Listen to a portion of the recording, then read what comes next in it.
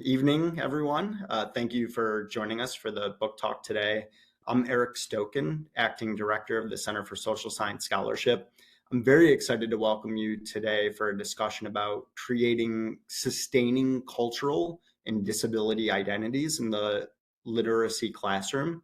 I'd also like to thank our co-sponsor for today's event, the Critical Disabilities Studies minor at UMBC. And for more information on that program, please contact Dr. Tanya Lizarazo. We can drop in her email.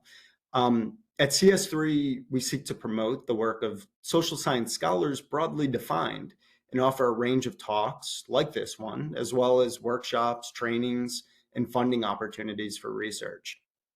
To learn about these and many other CS3 planned events this semester, please visit our website, socialscience.umbc.edu, and subscribe to our events calendar.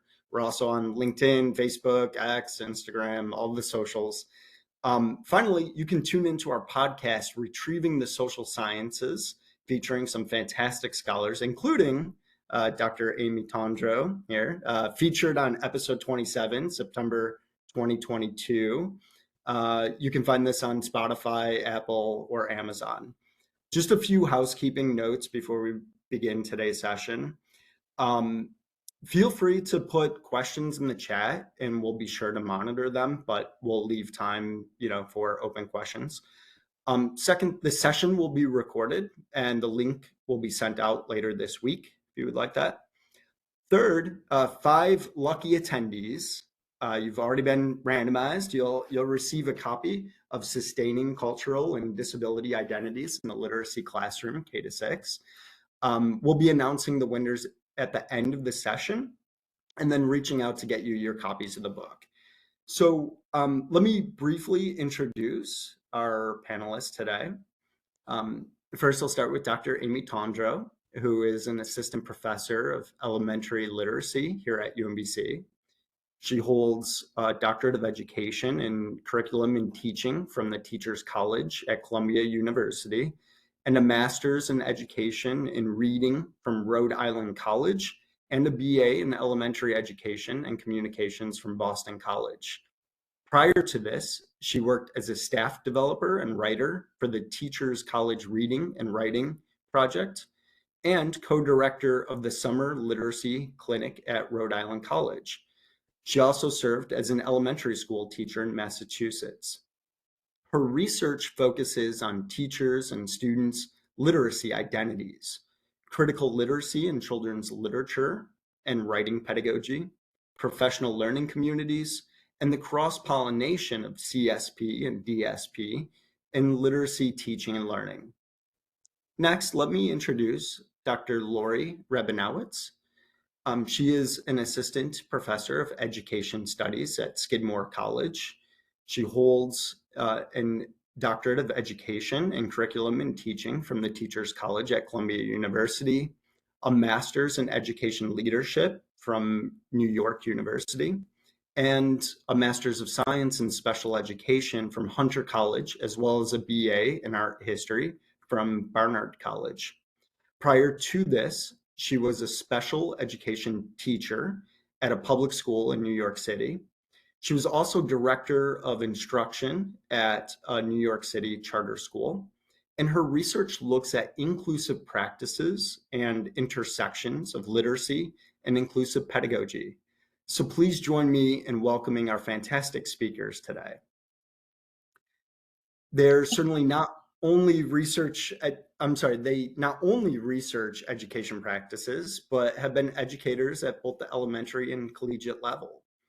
I want to say that I've had an opportunity now to read through the book, and it really was an amazing book and fascinating reading it both as a social science scholar, but also as a parent to children who are at the K-6 level.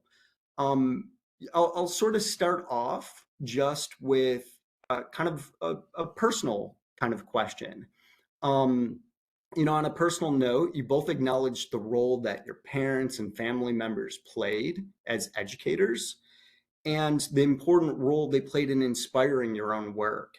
I'm sure they're immensely proud of your work, and I would ask you to reflect on how this shaped your views when writing this book and how you hope to influence other educators through your book. And do you mind if I go first, Amy? Go ahead. Okay. I've actually been thinking a lot about this question, Eric, recently. I just showed the book to my mom over the weekend. So she, hopefully folks will get to read it. She kind of comes up a few times in some different narratives. And I was thinking about a particular story. When I was in middle school, my mom had been working part-time and she went back into public school teaching. And at the time, she got a job teaching at a public school in New Jersey where she was working with students who had not passed the high school exit exam in New Jersey, and they were taking a prep course with her so they could take the exam again. And her principal came into the classroom and said to her, "You're not preparing them for the test. You're not teaching test prep." And I remember her coming home from work and saying, "I told the principal I'm teaching them how to read." And that happened when I was like 10 or 11.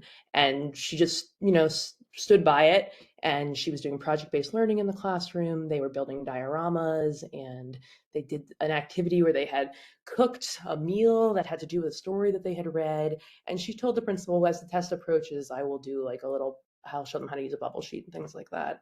And her students were very successful in the exam, and they also were successful in terms of learning how to read in the end. And I just think a lot about experiences like that, of where it was modeled for me how to kind of work the cracks in the system and to be comfortable and confident in being able to do that. So one of the things Amy and I were really hoping to do in this text was show teachers examples of teachers that are doing complicated work within systems that are constraining. And we have lots of teacher examples in there. And that's a lesson I think I learned very early on from spending a lot of time around educators. And we hope the book offers that. We have multiple teacher voices in the text, and hopefully it'll offer that for teachers to see what like identity-centered teaching looks like, even in a system that is constrained.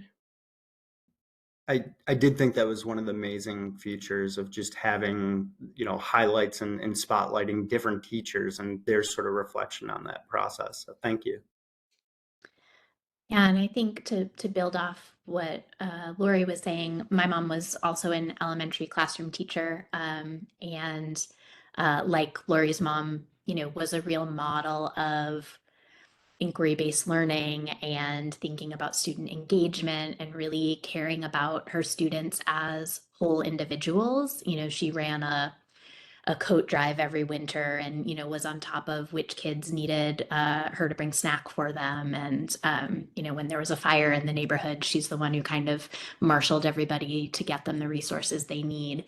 But I think one thing that stuck out to me around this question is like all of the experiences I had as a kid when we were out in the community, and people would come up to our family and make a point of stopping my mom or telling me as a little kid, like, your mom was my favorite teacher and we did this and she did that, and we loved her because of this.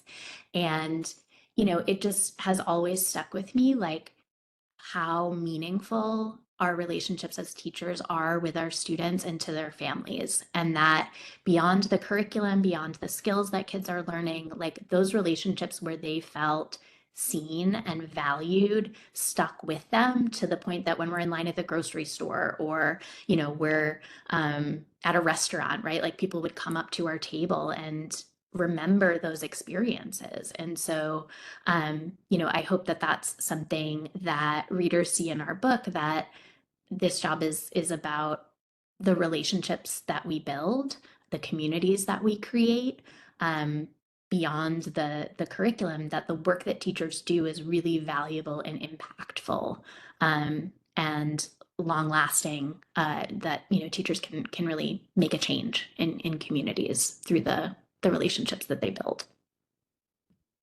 Yeah, thank you for sharing that. It's interesting reading it, as an educator at the collegiate level, because while the target audience might be those that are K-6, personally, I feel every educator should read this, and probably every administrator and principal and those at the collegiate level as well.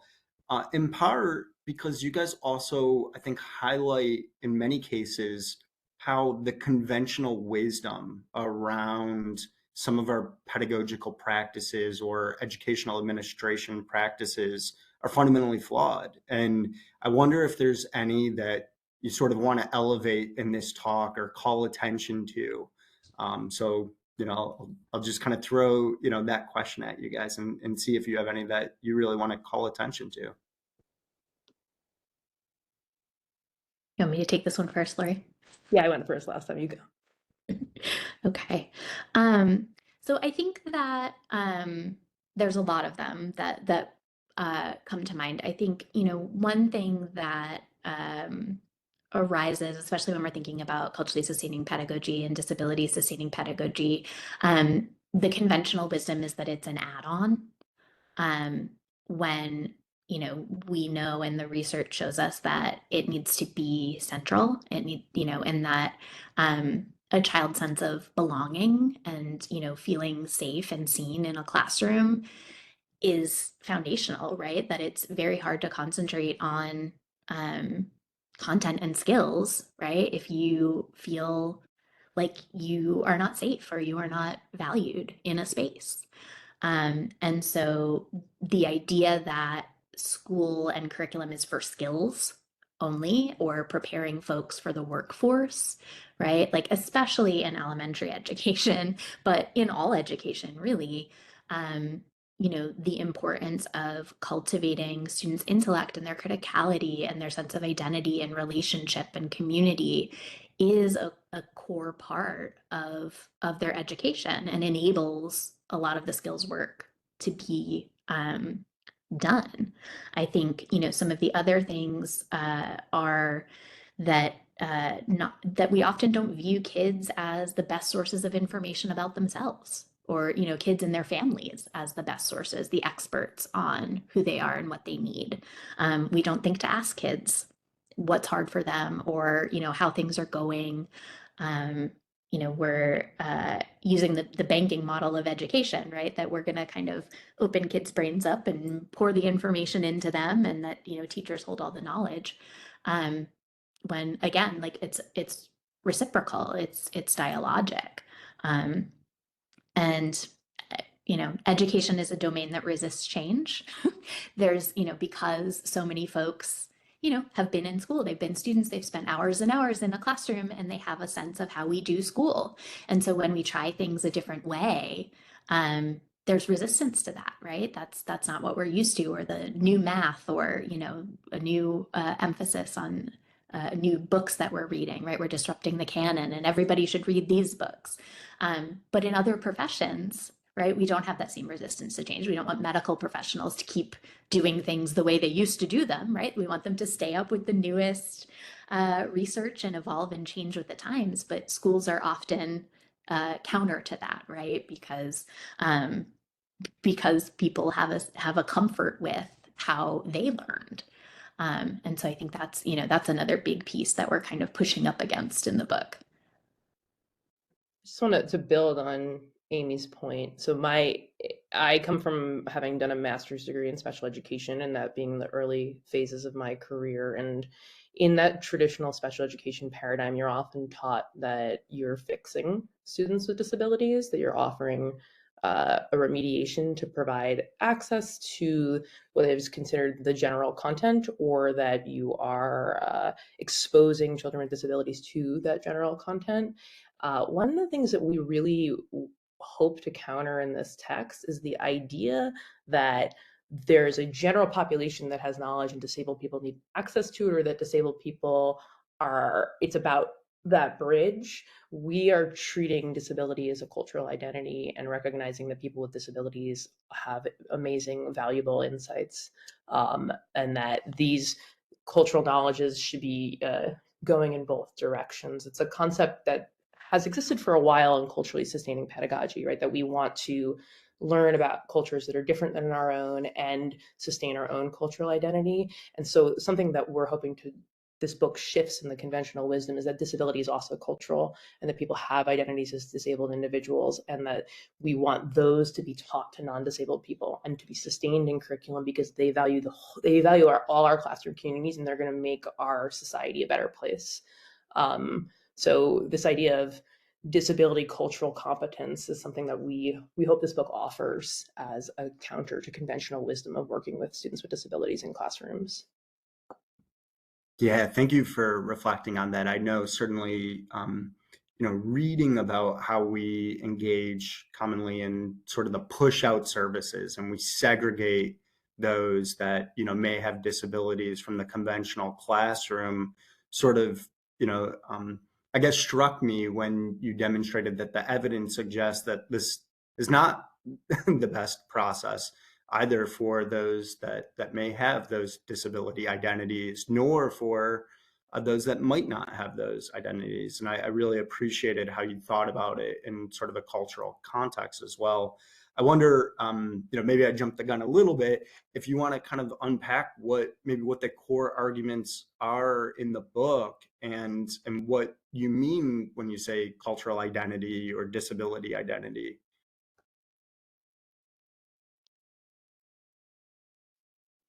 Yeah, so the book is the first chapter of the book sort of traces the historical development of culturally sustaining pedagogy.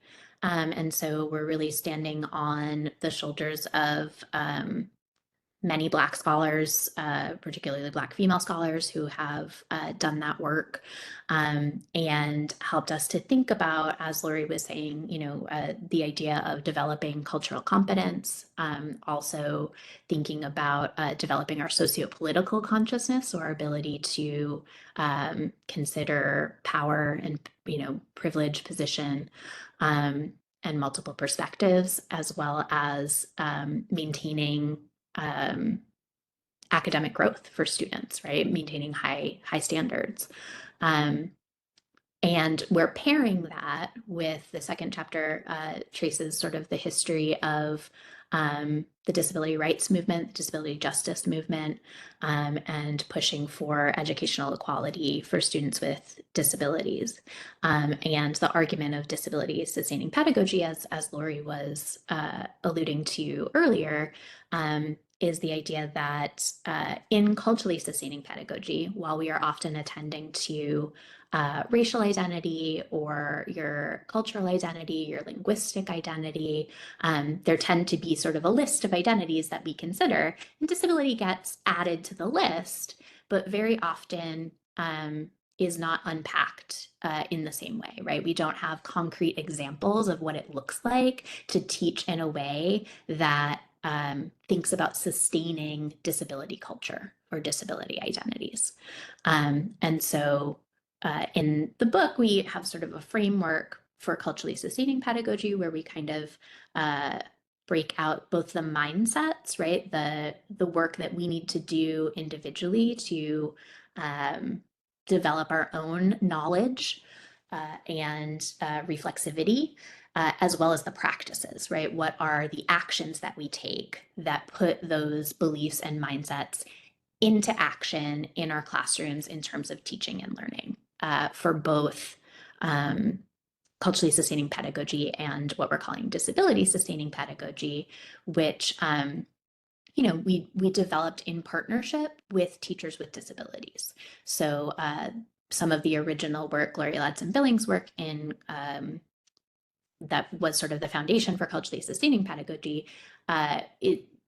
She studied excellent Black teachers and what they were doing in their practice that helped their students to be successful, right? What their practice looked like, so that we could learn from them.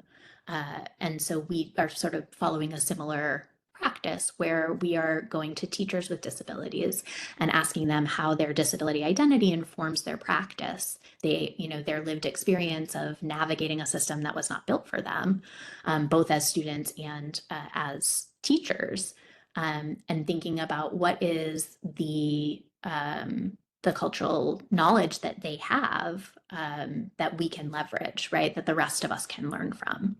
And then the remaining chapters of the book kind of put those ideas, those theories, those frameworks into practice. So that's where we have, a lot of teacher examples from our own practice of what that work looks like in classrooms in concrete ways. we hope. The one thing I'll add to Amy's, what I think is a super thorough explanation, is we also offer a third theory chapter at the beginning of the book that introduces sort of how we're defining literacy instruction and some of the current debates that are quite prevalent in the media around how to best teach reading, and we situate our work. Within that, we do some work around defining balanced literacy. We talk about some distinctions between how the media might portray an idea that there's a singular science of how to teach reading versus the idea that there could be multiple sciences, including social sciences, that one would draw on. And we talk about this idea of our work being based in sciences of reading. And in doing all that defining of, we do adopt a balanced literacy framework. We talk about balanced literacy as being really well suited for culturally sustaining and disability identity sustaining instruction, because it centers teachers' agency, and it centers high quality assessment and knowing your students as individual learners. We refute the idea that phonics instruction is not essential, and nor phonemic and awareness instruction are not essential to balanced literacy. We see them as a big part of it, but we also see the work as assessment-based. And so we talk about it as being like an assessment cycle. So there's also a chapter that discusses how to thoroughly assess students and how to use assessments in really critical ways. So just to add into that, we do define literacy as well. That was a phenomenal synopsis of the book. And yeah, I want to pick up on one part that you just mentioned, Laurie, actually, in thinking about how in that third chapter, you're talking about balanced literacy and this sort of important role that agency of the educator plays in being able to, be thoughtful in terms of these identities and in the practices that they engage in. As a professor of political science, I'm very cognizant of the fact, of course, that in a lot of states, they're implementing policies that are very restrictive in terms of the kinds of things that can even be acknowledged by educators. I guess, to what extent does your book sort of speak to either the broader policy debate or how educators might be able to sort of navigate those constraints that they face? Yeah, is it okay if I get us started, Amy? Yeah, go ahead. So one thing that strikes me in connection to that question is I don't personally think that you can be in a restrictive environment, but you always have some form of agency. And I think it's important for teachers to remember that you always have agency to make little choices around you. And I mean, there are different ways that can happen. We've sort of peppered the text with lots of national organizations as recommendations that you can be connecting with. So even if you're in an environment that's quite restrictive, there are ways that you can be connecting with other educators across the country to be thinking. One of the things that's key to this work is that you're not doing it in isolation. It's really hard to sustain yourself in practices that might be counter some of the ways that systems operate if you do it alone, and you might not have that community right around you, but the community does exist in other places in the country. So finding those resources, and we have offer examples for that. But also there's this concept in critical Black feminist thought about working the cracks in a system. So part of your work as an educator is coming into a situation and kind of understanding where there may be places where you can insert agency. So maybe there are particular assessments, and we talk about this in the assessment chapter, that you do have to administer that are required by your school, but they don't require how you think about them, right? So you can interpret them in a variety of ways. Nothing about a piece of assessment data tells you to think that is a struggling student, right? We think about like conventional wisdom. A conventional wisdom is if a student doesn't do well on a reading test, they're a struggling reader. It doesn't tell you to think that way. You can identify an area where a student might have a struggle and where they may have strengths from that assessment in particular, and then supplement it with other types of data that you collect informally or the observations that you make. And we offer ideas for how to collect additional sources of data. It might also have to do with how you administer it, how you talk about it with families. So just in the context of assessment. So I think there are always spaces, and the amount of space might be different depending on where you work and where the cracks exist and who you're working with. But I mean, big piece of advice is try not to do it alone. Find people that you can collaborate with, whether on a national level or outside of your school context. Notice where those spaces are, and nobody can colonize your mind. It's my big advice. Amy? Yeah, I think, we try to give lots of examples in the text, and the teacher voices give lots of examples in the text of what might seem like small choices that can have a big impact. So Laurie was giving the example of assessment, right? So we have ideas for before an assessment, like how do you set this up to students and talk to them about the purpose and how this information is going to be used? What can you do during the assessment to make it more accessible to students? Or, what can you do afterwards? I was saying before, we don't always ask kids, right? Like, what was hard about that for you? How do you think that went? What did you think about that assessment? Was there anything that didn't make sense to you, or, feedback that you want to give? So there's opportunities, I think, throughout. Lots of teachers that we work with use read alouds as one of those cracks, right? To kind of think about what picture books they're reading aloud and the conversations that they're having around those texts, or making connections between a mandated curricular piece and things about your students' lives or your community. So being able to say, oh, does this remind you of this thing, or this reminds me of your older brother, or something that we know about kids' interests in their lives. Cornelius Minor calls that bending the curriculum towards your students. And I think that whatever curriculum we're handed, right, is never going to see our students. It's never designed for the exact students who are in front of you. And so our job as teachers is to find the places, like Laurie was saying, that we can bend the curriculum towards our kids and what we know about them and their lived experiences. And so we hope that that's advocacy work, that's activist work.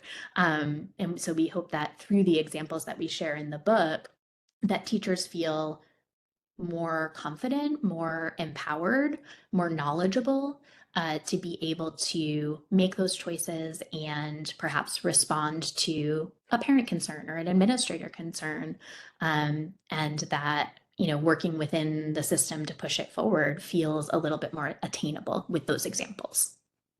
The thing we also hope to do, it tends to be that it is easier to advocate in a school setting for what you're doing if you have data to support you and you have research to support you, right? A big mantra recently is that we need things that are backed by research. It has to be research-based practices. So our book, we include like pop-out boxes of research that supports many of the arguments that we're making, especially because in our current climate, the research that tends to be centered in literacy instruction is cognitive science research, which is one of many bodies of research that has value in the field. We want to offer some other examples of research. So we've highlighted articles, research studies all throughout the book that teachers could look a little bit more at, and that can also serve as a source if you want to advocate for something in a school, that you have a research study that supports this practice if someone were to question your choices.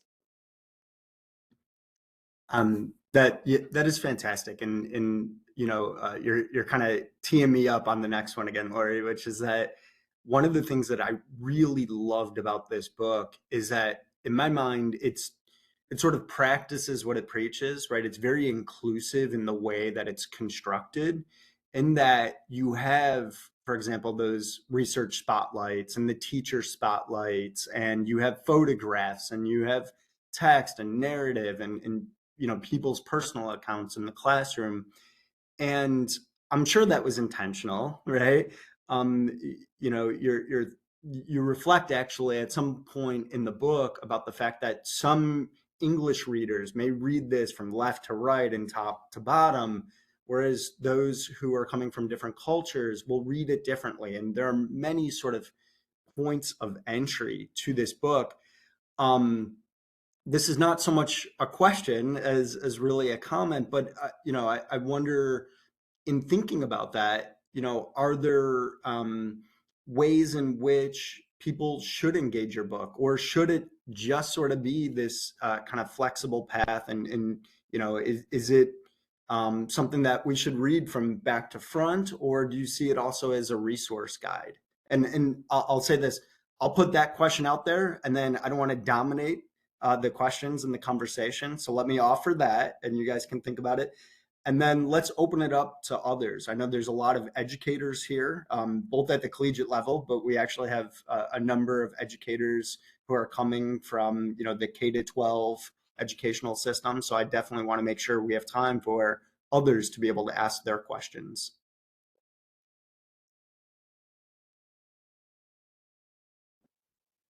I can start. Go ahead. Yeah, I mean, it's definitely intentional, to your point, Eric. We thought a lot about one of the teaching pedagogical tools that's often used in the implementation of more progressive pedagogies to support students with disabilities is universal design for learning. So, and that is where you're thinking about multiple means of engagement, multiple means of representation, multiple means of action and expression. So we thought about that in the construction of this text. And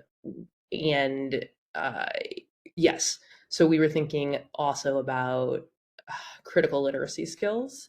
That's another thing that we're thinking about in terms of who's writing the text. I mean, Amy and I, will be honest, we're two white ladies, and we didn't think that our perspective is enough to really talk about culturally sustaining pedagogies. We wanted to think about making sure our perspectives is clear where we're coming from, so our identity is very embedded in the text. But we also asked all the contributors to produce an identity statement. So every time there's a teacher voice, there's an identity statement that person crafted that we told them to tell whatever they wanted us to know about their identity. So that's a piece that is in there, as well as those research spotlights. And I will give a wonderful plug. Photography was a lot of fun to do. All the photographs are taken at schools that Amy and I have. There's 2 schools we have relationships with.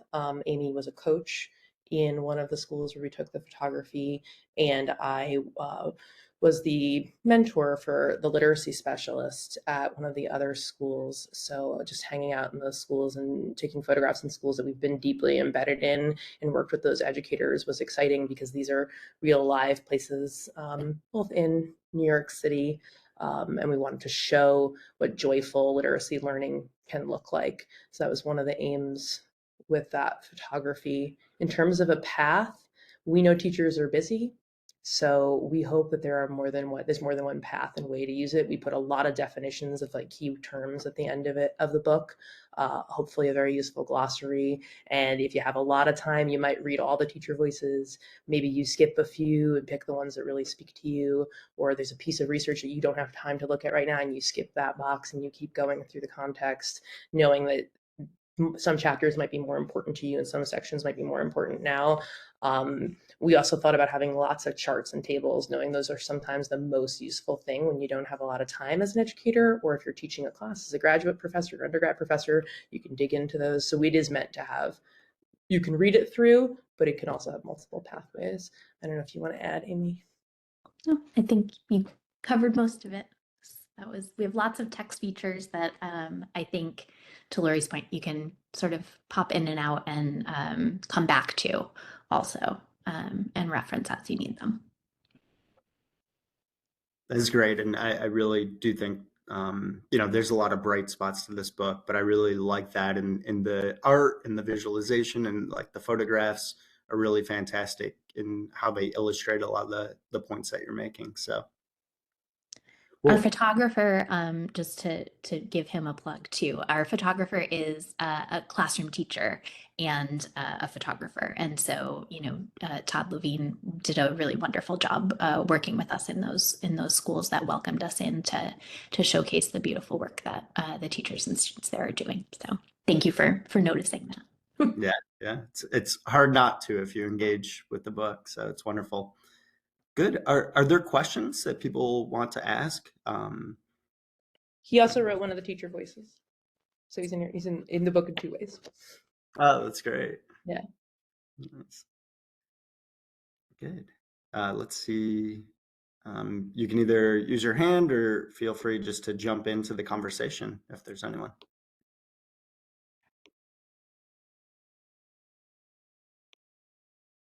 Hi, this is Shuli Yang from, I'm a colleague of Amy, yeah. So I love your book, although I only read parts of them. I will read them later. But I think you mentioned a thing just now, two things actually. One is, did you two mention the band, the curriculum? Did you say that? Did I catch that one? I Yeah. love it. That's such oh geez, right? So how we are trying to negotiate, I enjoy that work. Oh, that's cool, thank you for that one. Secondly, here, I think some of the audiences here are our students, right? So when you mentioned about some of the books we can use for disability, can you share some of them? Then give us some more, practical ways to do that. Yes, thank you. We could probably talk the rest of the time about that question. Yes. But let me Right, try and run through a couple. So a few that we highlight in the book. Yep. My Three Best Friends and Me, Zule, is a story that has a character who is blind. And we love that one. One of my favorites is called We Move Together. That is a really beautiful book that I think touches on intersectionality in a really great way. It highlights, for example, the challenges around straws. So straws as access for folks with perhaps muscle challenges, right, who might need straws as access, and then straws as sort of a focal point of climate justice activism, right, and trying to eliminate straws, and how both of those things coexist, right, and that we need to acknowledge both needs there, right, and to think together around issues like that. We also Laurie, help me out. Mina meets her match. One of my favorite examples that we have in the book, and Amy and I looked for, we looked for a place to kind of put this in, is there's a book called From the Desk of Zoe Washington, which is a text that has a main character whose father is incarcerated, and it's a child who's mixed race, Black and white, and she really loves to cook, and she wants to become a professional baker. And then there is another book called Roll With It, which is a book about a child with cerebral palsy who is a wheelchair user, also really loves to bake. And we just have this amazing example of where you could use those as paired texts and do a writing project where the characters were meeting each other across those two texts and think about these intersecting identities.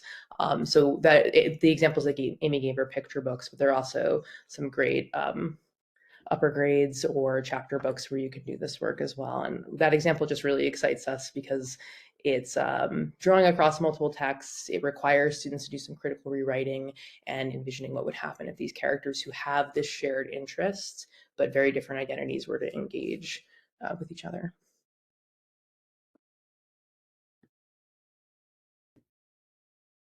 That's such a great example and story that you used to illustrate those points. Good. Are there any other questions that people want to pose at this point? And we have Amy has just dropped in the chat the 5 winners of the complimentary books, so we'll get you access to those. So we'll be in touch. So congrats, that's exciting. Any other questions? Yeah, I have a question. I haven't had the chance to read through the book fully yet, but I was listening to your guys' conversation earlier, and you had mentioned how you use word study as a topic for CSP and DSP and working with it through that lens. Do you have examples from your time researching for this book of ways to integrate these ideas into other forms of curriculum instruction for, like, say, science or math? So a really good social studies example in the book. Hi, Chris. If you go to chapter 5, we have an example of a teacher who's done a monument study. And what she did with her students, the example takes place in Brooklyn. And she had her students go out in the street and identify all the monuments around them in their community and make a map of where all the monuments were and what they were monuments of. And then they do some critical reading to identify who's represented in the monuments in Brooklyn and who is not represented in the monuments in Brooklyn. And then the students got to create monuments that they thought better represented youth culture and their own identities. And one of the monuments that they create is to Greta Thunberg, who is someone who is openly neurodiverse. So we get some of that disability culture and identity in there. And we have what their monuments look like. So that's a social studies example that happens to be present. We haven't dug into science yet, although that sounds like a wonderful frontier. If you want to do that with us in a future classroom, we would love it. And we do have a couple of teachers that they're not the examples that they chose to write about in the book, but we have a couple of the teachers that we work with who have since moved on to new teaching positions that are more science focused. Exactly. Yes, Do you want to talk about that, Laurie? Oh, yes. Okay. So there is a teacher in this book who was teaching literacy at the time of writing this, but is now is a special education teacher in 6th and 7th grade science. And she's currently working with the director for special education with her school and the head of science to create a unit on neurodiversity that's going to be embedded in her science instruction towards the end of this year. And stay tuned. We can update folks on what it's going to look like, but it's going to have some of like the neuroscience embedded in it, but also identity forward instruction. And she's grounding it in a unit that she taught last year, which was part of her SEL curriculum on self-regulation for students with ADHD and ADHD pride. So it's going to have those components in it, but a like heavy neuroscience component, like understanding things like why would an ADHD brain have hyperfixated drives? What is some of the neuroscience behind that, as well as how do you think about that if you're a student who hyperfixates during the day, and how can you support your own learning? What are the benefits of that? Good example, Amy. I forgot about that. Charlotte's in here. Yeah. And I think that, in general, we hope that the frameworks that we offer for culturally sustaining pedagogy, the mindsets and the practices for culturally sustaining and disability sustaining pedagogy are applicable, regardless of the content area that you're teaching or even really the grade level that you're teaching. We think that a lot of what's in the frameworks can help instructors sort of more broadly think about their practice and think about the ways that they're attending to students' identities. Oh, I want to give one more context on that. When we were developing the framework, we have these different categories, and Amy named some of them. There's identity, criticality, like these different pieces of what it means to take a culturally sustaining approach. And one of the categories is permeability. And that actually comes from a science teacher.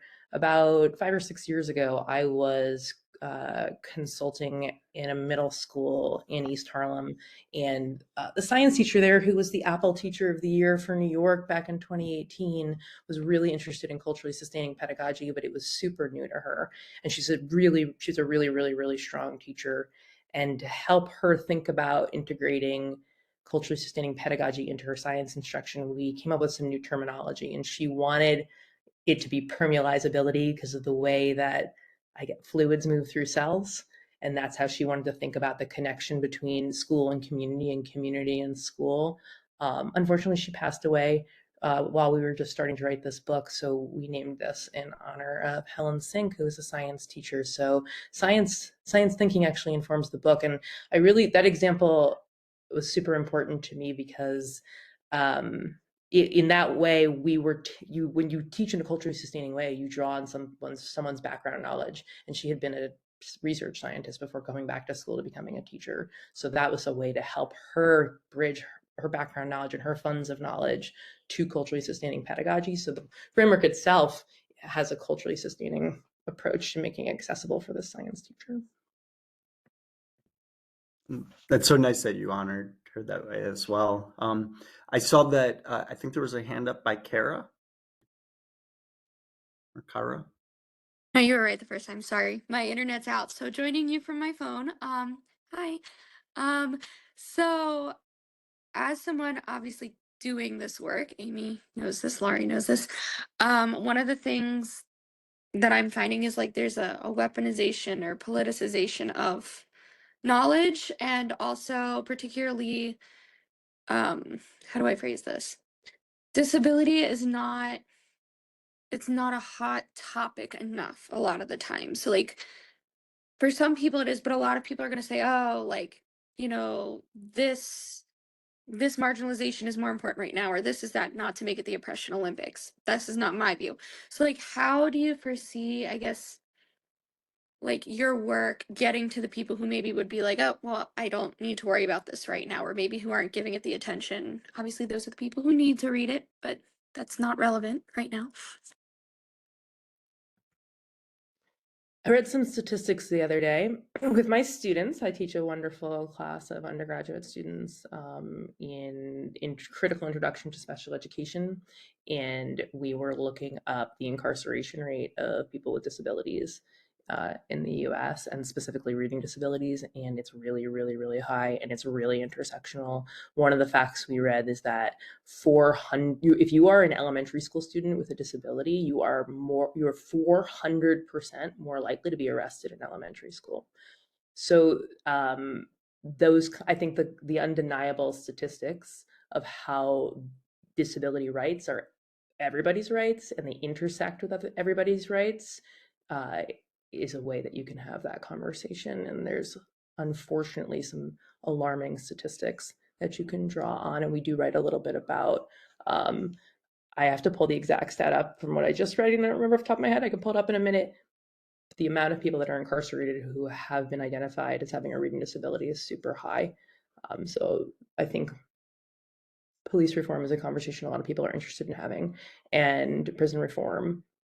So I think that making those connections for people can help with that advocacy. If you want to add something, Amy.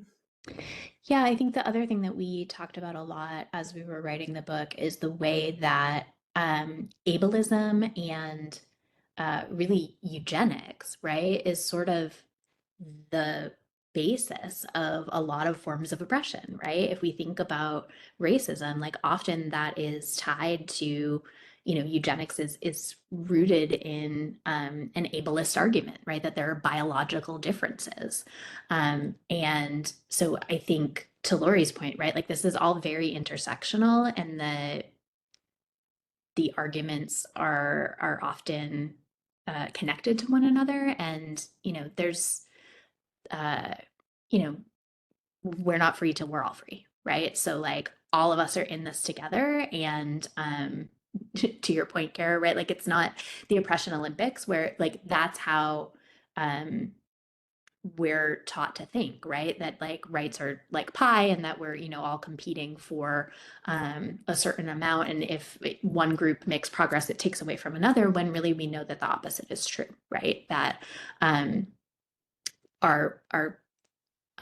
we're all tied together in the work. And so hopefully, you know, this book helps to make some of those connections a little bit more visible and helps to draw attention to disability in a way that helps folks see examples of what the work looks like in practice. I think that's often a part of the problem, right? That we have these sort of theoretical conversations, or these ideas are in an abstract way, but we don't have examples to envision a different way of doing things.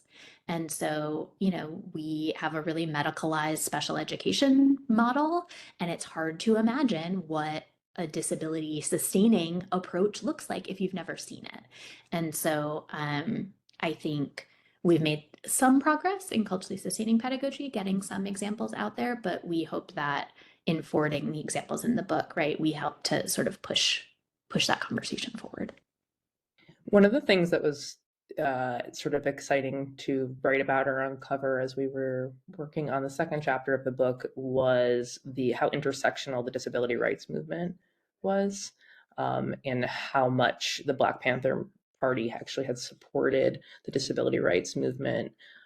So I think also recognizing that these historical movements didn't happen in isolation.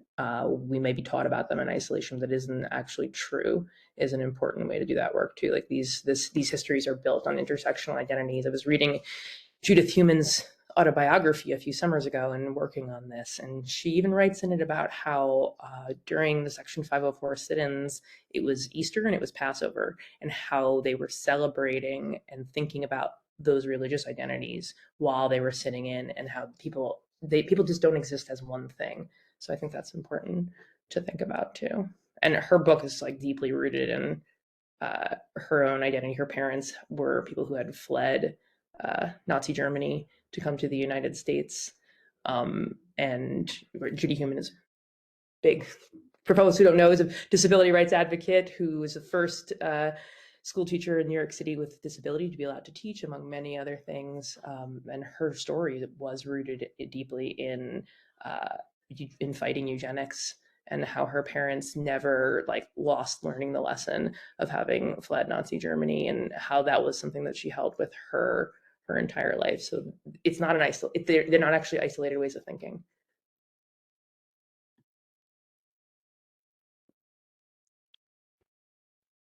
Great. Well, let's see. Are there any other questions? I definitely want to make sure that people get an opportunity to ask. Certainly, I have a couple more if we need, but I don't want to take up time from others. Well, I'll just sort of put this out there. You know, you mentioned towards the start of the book that as we think about culture and as we think about disability, one of the historical concerns that we've had is also this lack of willingness to actually talk about in sort of a more nuanced way what we mean by race and what we mean by disabilities, and that there is this sort of desire, or has been, to sort of shy away from some of these topics in terms of the narrative, but it's kind of left us without a great context to be able to communicate it and to have meaningful conversations around it and think about it. Do you think we're better off now? Are we far enough? What else still needs to happen to be able to, have more of these conversations?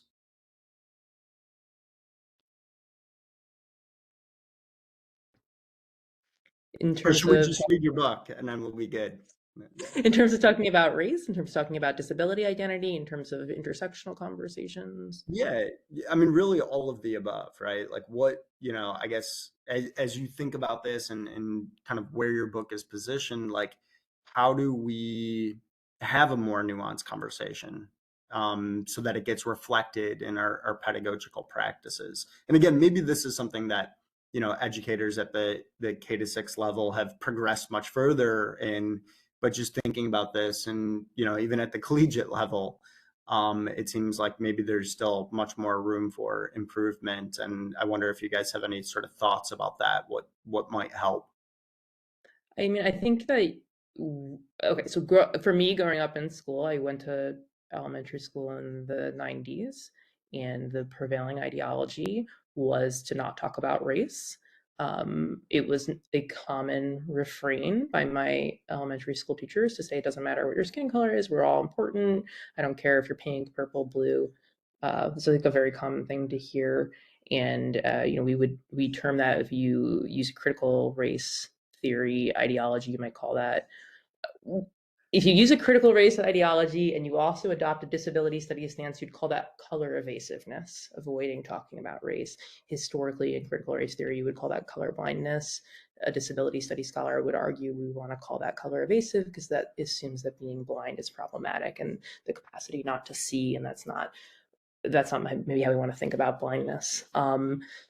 And Amy and I make the case, drawing on some of that critical race theory, that it's important to talk about race. It's important to talk about disability identity, because if you don't, you cannot attend to historical inequity.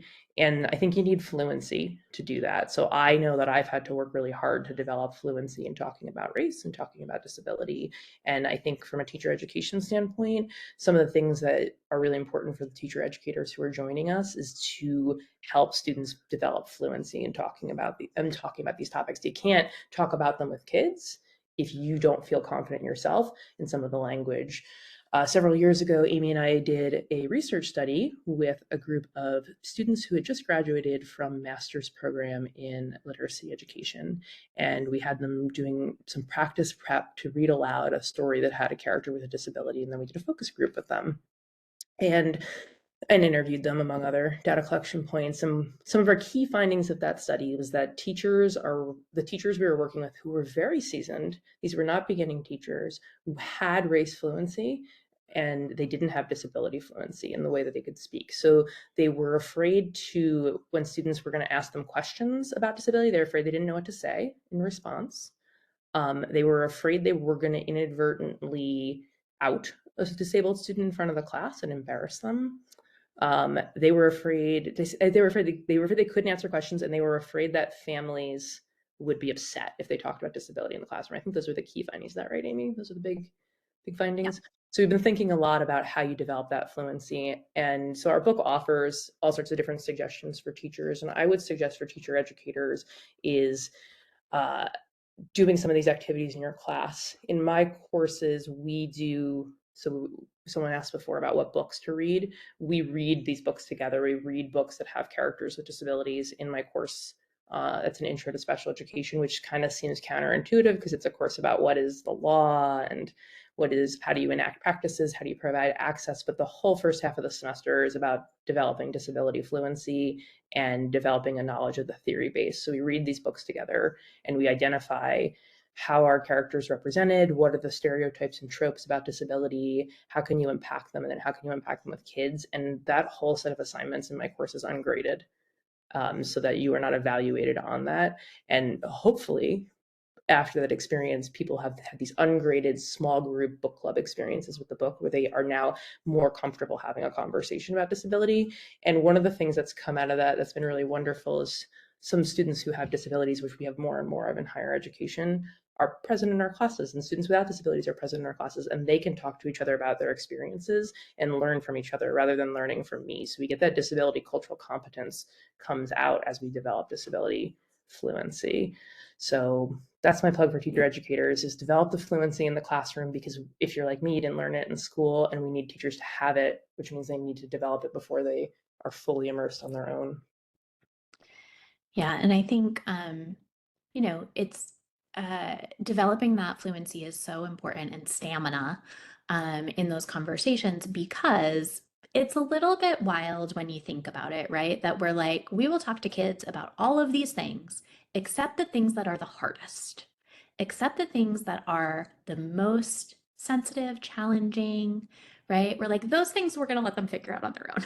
And that is all about our comfort as adults, right? Because kids want to talk about them. They have questions, they have noticings, and they're looking for a place to process those things. And so we as adults have to develop a level of fluency and stamina to engage in those conversations with kids. And I think a big piece of it is establishing some norms around those conversations. Even in my classes now, I have in the syllabus some language around like some of our conversational norms that like it's okay for us to say like, time out, I need to think about how to say that. Like, can we think together about how I want to say it? Or I didn't mean it. I'm not comfortable with that. Like, let's back up and rewind and try it again, because none of us have all the answers, right? None of us understand every perspective. We all have blind spots. We're going to make mistakes. And so if we can, part of developing that fluency and that stamina is taking some of that pressure off ourselves, like the teachers in the study Laurie was referencing, that we have to have all the answers, right? And developing our comfort with saying like, I don't know, or I need to think about that, or can we think together about that? And I think if teachers develop some of that fluency, right, then they're more open to having those conversations with kids and model for kids, right? We make mistakes, and when that happens, we can do something. something, right? We can repair, we can have strategies to apologize or to be open to a different perspective that we didn't understand before. And I think that that modeling is really powerful, that we as teachers in teacher education or as, you know, elementary school teachers can be modeling for our students. Yeah, I love that point, and thinking about it as a conversation and not, you know, that you need to have all the answers and be able to talk about these things perfectly, right? So in recognizing the time, I want to thank our panelists, Dr. Amy Tondreau and Dr. Laurie Rabinowitz. I really enjoyed this conversation and very much enjoyed the book. So please check it out. Make sure you get your copy. And I want to thank, yeah, there you go, all of you for participating today. This has been a fantastic talk. If there's anything you guys want to leave us with, you know, any final comments, that's great. But definitely just want to respect your time and thank you all for joining us today. Yeah, thank you so much for leading this conversation and for giving us this space. I just dropped a link in the chat to the book. If folks don't have it yet or, you know, are interested in it, just dropped it there for folks. But also, you know, feel free if folks do have questions and want to reach out to Laurie and I will also drop my email in the chat, and we'd be happy to continue the conversation with folks. Thank you all for joining us. And Amy and I love to think deeply with educators. So if you're interested in doing any work and thinking more about this with us, let us know. Amy just put her email in there. I'll throw mine in too. And for folks who are becoming teachers that are in the space, it may seem hard, but it is such a rewarding, amazing, thoughtful, deeply intellectually engaging field. So if you are feeling ever isolated, email us and we will talk to you about your work. Seriously. Yeah. Thanks. Great. Well, thank you guys so much for this wonderful talk. Really appreciated it. And we'll share the recording out.